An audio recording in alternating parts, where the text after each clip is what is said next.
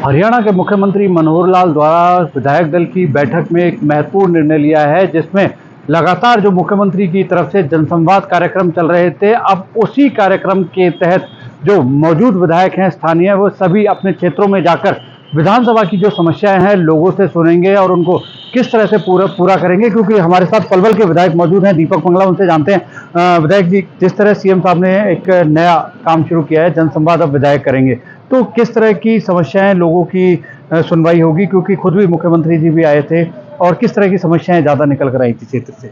देखिए, अभी ये जैसे हमारे इस पलवल विधानसभा के अंदर, पलवल ज़िले के अंदर माननीय मुख्यमंत्री जी ने गाँव में जाकर के जनसंवाद के कार्यक्रम किए। हमारे मंत्रीगणों ने हमारे इस पलवल ज़िले में जनसंवाद के कार्यक्रम किए और हमारे सांसद महोदय, मंत्री महोदयों ने भी सारे हरियाणा में इस तरीके के जनसंवाद के कार्यक्रम चल रहे हैं। अब माननीय मुख्यमंत्री जी, माननीय मनोहर लाल खट्टर जी ने विधायकों की भी ये जनसंवाद के कार्यक्रम तय किए हैं, ताकि गांव-गांव में जाकर के जो वहाँ की समस्याएं हैं उनको लेकर के हम माननीय मुख्यमंत्री तक पहुँचाएँ, ताकि उन समस्याओं का समाधान हो सके। तो ऐसे अच्छे कार्यक्रम हमारे हरियाणा प्रांत के हर विधानसभा क्षेत्र के अनुसार बने हैं, जिसमें अब सब विधायक भी जाएंगे। विधायक जी, क्या लगता है, क्योंकि जिस तरह से अधिकारियों की कहीं ना कहीं एक लापरवाही भी देखी जाती है, क्योंकि जो उनकी कार्यप्रणाली है बड़ी ढीली है, तो उसको लेकर भी किस तरह से एक्शन में रहेंगे? क्योंकि लगातार प्रदेश सरकार उनके ऊपर, क्योंकि लास्ट टाइम जब मंत्री बनवारी लाल जी आए थे तो एक अधिकारी को चार्जशीट कर गए थे, तो ऐसे किस तरह के कड़े एक्शन आपकी तरफ से भी लिए जाएंगे? देखिए, जहाँ तक इस बात का सवाल है जो आप कर रहे हैं कि अधिकारियों की लापरवाही या अधिकारियों का ढीलापन, देखिए ऐसी कोई बात नहीं है। लेकिन जो भी अधिकारी अपने काम के प्रति लापरवाही बरतता है, तो उसके लिए हमारे प्रदेश के मुख्यमंत्री माननीय मनोहर लाल खट्टर जी सख्ती से उनके खिलाफ कार्रवाई करते हैं। ये पहली बार हमारी सरकार में ऐसी है जहाँ बड़े से बड़े अधिकारी की लापरवाही पर हमारे प्रदेश के मुख्यमंत्री ने सख्त एक्शन लिया है। और वो 9 साल आज हमारी सरकार के पूरे होने को जा रहे हैं। ये पहले भी होता रहा है, अब भी होगा, ये कोई नई बात नहीं है। और इस तरीके के जनसंवाद के कार्यक्रमों में जिस तरीके से आम जनमानस का रुझान बढ़ रहा है और लोगों की समस्याएं का समाधान होने का एक सिलसिला चालू हुआ है, इसके बहुत अच्छे परिणाम आ रहे हैं और आगे आएंगे। अगर बात करें जाए, क्योंकि जनसंवाद लोगों से सीधा इंटरेक्ट आपका होगा, क्योंकि आप इस क्षेत्र से भली भांति परिचित हैं, तो ऐसे कौन कौन से मुद्दे हैं कि जो आपकी तरफ से पूरे तो करने के आश्वासन लोगों को दिया था, परंतु जो अधूरे कार्य पड़े हैं या फिर उनको जल्द पूरा कराना है या नए शुरू करने, ऐसे कौन कौन से कार्य हैं? देखिए, पहले तो मैं आपको बताऊं, हमारे प्रदेश के मुख्यमंत्री ऐसे मुख्यमंत्री हैं जो कहते हैं वो करते हैं। अगर आप पलवल को ही लेंगे, जो किया है वो काम पूरा हो रहा है।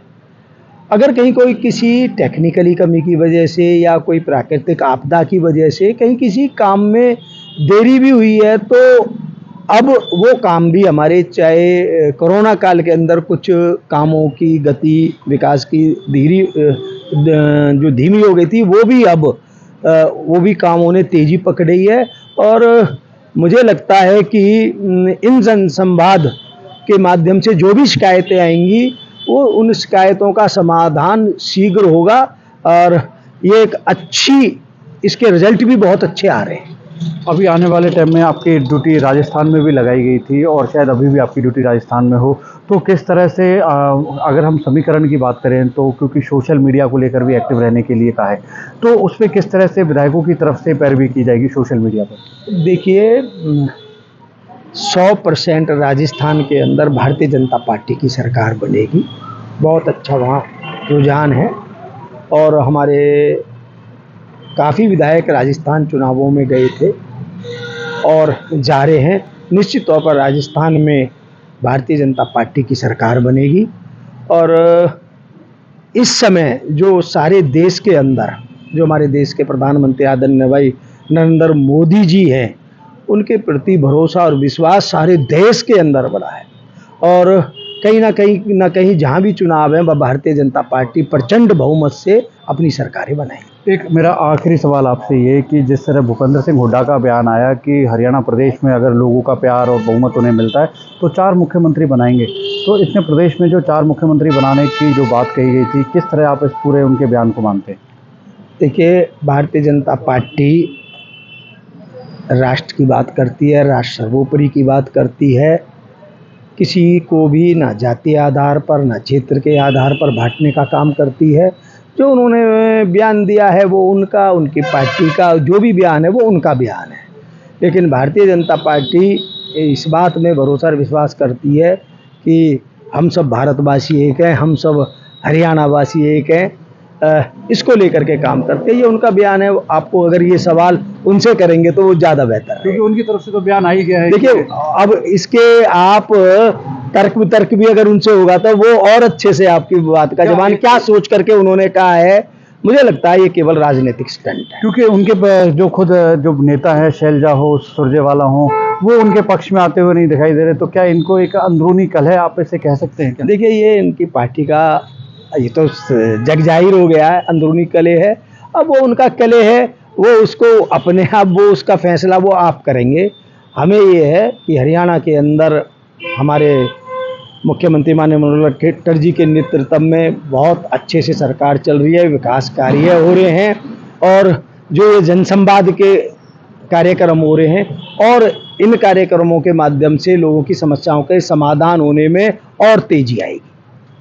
देखिए, हमारे साथ थे पलवल के विधायक दीपक मंगला। उन्होंने कहा कि जिस तरह मुख्यमंत्री ने जो जनसंवाद के कार्यक्रमों के लिए विधायकों की जो ड्यूटी लगाई है, उससे कहीं ना कहीं जो क्षेत्र का विकास है वो गति पकड़ेगा और जो अधिकारी हैं उनके लिए भी उन्होंने नसीहत दी है। क्योंकि वैसे तो सरकार पहले से ही जीरो टॉलरेंस की नीति चला रही है, परंतु अगर कोई अधिकारी कोताही बरता हुआ नजर आएगा तो उसके खिलाफ भी सख्त कार्रवाई की जाएगी। कैमरामैन करतार के साथ नितिन शर्मा, इंडिया न्यूज़, पलवल।